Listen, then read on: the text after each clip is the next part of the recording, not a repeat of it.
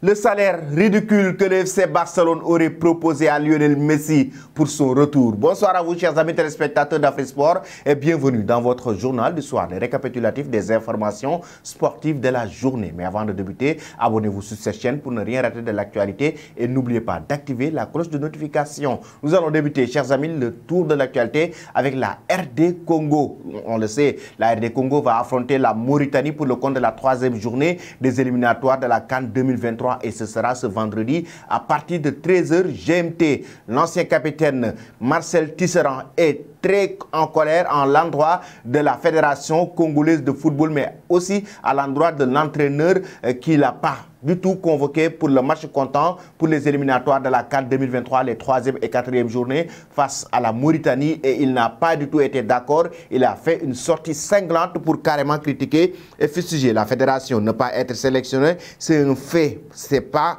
un point de vue. Comme on dit, c'est un choix du sélectionneur. A débuté le natif de Meaux dans l'émission Les Grandes Bouches sur Canal+, mais aussi il évoque ni le sélectionneur, ni aucun responsable de la fédération. Personne n'a pris la peine de me passer un coup de fil, sachant que c'est depuis 10 ans que je suis là. Je trouve ça inadmissible. La fédération a mon numéro. Le coach aurait pris la peine de prendre mon numéro pour m'appeler, ne serait-ce que pour discuter. Il n'est pas du tout d'accord avec le fait que la fédération ou bien le coach le met à l'écart sans aucune explication, alors qu'il a été le capitaine de cette équipe nationale de la RD Congo. Il faisait partie des cadres depuis 10 ans. Il est dans cette équipe.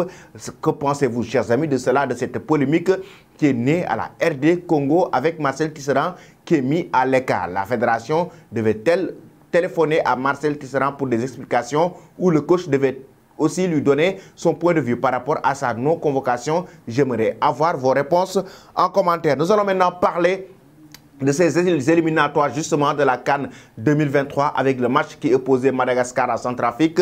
Les Malgaches ont été sévèrement humiliés à domicile sur un score de 3-0. Oui, 3-0 par Centrafrique qui les a battus à l'extérieur. C'est un vrai coup dur pour cette équipe malgache, en même temps bénéfique pour la République centrafricaine. Ce large succès qui permet aux hommes de Raoul Savoy d'enregistrer leur première victoire dans cette campagne, les éliminatoires de la CAN 2023 qui se jouera en Côte d'Ivoire, et de revenir ainsi provisoirement à hauteur du duo Ghana-Angola. En attendant même de connaître le résultat, déjà ils sont avec 3 points à hauteur de ces équipes, et ça veut dire que c'est une belle lancée pour cette équipe centrafricaine maintenant qui a beaucoup plus d'espoir de se qualifier pour la CAN 2023 qui se jouera en Côte d'Ivoire, chers amis. Dites-nous en commentaire, est-ce que la République centrafricaine va jouer aujourd'hui la prochaine Coupe d'Afrique des Nations?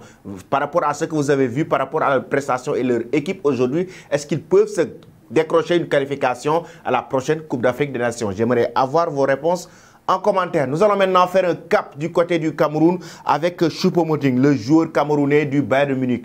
On le sait, il est forfait pour les éliminatoires de la CAN 2023, 3e et 4e journée avec l'équipe nationale du Cameroun. Il a même été remplacé par un autre joueur, Choupo-Moting.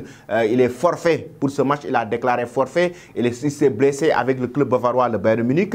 Mais une mauvaise nouvelle est tombée pour le joueur camerounais. En effet, selon le journal Kicker, a récemment rapporté que malgré une IRM, Choupo-Moting n'a pas été diagnostiqué, avec contraint d'annuler son déplacement international avec l'équipe nationale camerounaise. Un échec contre Dortmund serait en vert majeur pour le Bayern Munich. La défaite 2-0 face à Leverkusen a notamment montré à quel point Choupo manquait d'un joueur dans l'axe de l'attaque capable de réparer les ballons. Mais maintenant, l'autre coup dur, c'est que Choupo-Moting est encore une fois incertain pour le match face au Borussia Dortmund, pour le choc entre le Bayern Munich qui va affronter le Borussia Dortmund.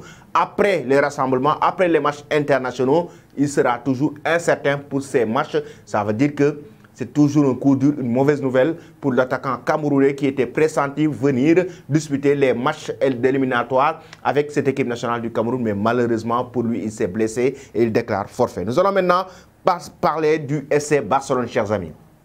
Une très mauvaise nouvelle pour le Barça. L'UEFA qui décide d'ouvrir une enquête sur l'affaire Negreira. Hier, nous avions évoqué ici dans le journal du soir que le FC Barcelone est en danger, et le danger est plus profond, le mal est plus profond, le danger qui continue. Pourquoi? Parce que maintenant, l'UEFA qui met la main dans cette affaire, et la commission disciplinaire de l'UEFA avait contacter directement la police ou bien la justice espagnole par rapport à des éclaircissements, par rapport à des confirmations par rapport à cette affaire. Maintenant, le Barça risque d'être exclu, que ce soit de la Ligue des Champions, la Coupe d'Europe, que ce soit des compétitions européennes en tout cas. Si toutefois cette affaire est confirmée par la justice, le Barça sera carrément exclu des compétitions européennes et des sanctions sévères vont tomber, chers amis. Et ça, vraiment, ce sera vraiment un coup dur pour le club catalan. Que pensez-vous de cette affaire Negria?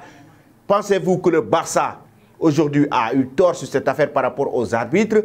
Pensez-vous que c'est juste une campagne qui a été mise en place pour essayer de dénigrer cette équipe espagnole, le club catalan, le FC Barcelone? Le Barça a-t-il tort ou pas? J'aimerais avoir vos réponses, chers amis, en commentaire. Et pour rester toujours avec cette équipe du FC Barcelone, nous allons terminer notre édition du soir avec la Pulga Lionel Messi. Vous le savez, actuellement, le FC Barcelone est en train de faire son possible pour le faire revenir au sein du club catalan. Messi n'a pas toujours prolongé son contrat avec le Paris Saint-Germain et le Barça va essayer de se positionner maintenant pour essayer de le faire revenir à la maison pour un hommage, mais en même temps d'essayer de terminer sa carrière sur le plan européen du côté du club catalan. Mais l'émission El Chigrinto a dévoilé le salaire ridicule que le Barça aurait proposé à Lionel Messi. Il affirme en effet que les Catalans veulent proposer leur idole un contrat d'1 an, une autre année en option, uniquement activable par le jour. Et pour ce qui est du salaire, le Barça offrirait un contrat rémunéré à hauteur de 6 millions d'euros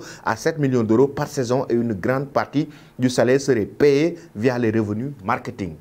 Un salaire ridicule. Qui connaît le salaire de Lionel Messi depuis le début de sa carrière jusqu'ici, pour lui proposer un salaire de 6 à 7 millions d'euros du FC Barcelone et une partie qui sera payée par les publicités ou bien l'aspect marketing, ça veut dire que le FC Barcelone est vraiment dans des problèmes sur le plan financier. Maintenant, ce que j'aimerais vous poser, la question que j'aimerais vous poser, est-ce que Lionel Messi doit-il rejoindre le FC Barcelone et ne pas en tout cas trop regarder, ne pas trop se fixer sur l'aspect financier, mais surtout sur l'aspect sportif, venir aider le Barça? J'aimerais avoir vos réponses en commentaire. Vous nous dites si le Messi doit-il rejoindre le Barça ou pas et ne pas mettre en avant l'aspect financier. Toi qui me suis, si tu n'es pas encore abonné sur Afrique Sport, c'est le moment de le faire et n'oublie pas d'activer la cloche de notification pour ne rien rater de l'actualité. Une très bonne soirée, chers amis, et merci beaucoup.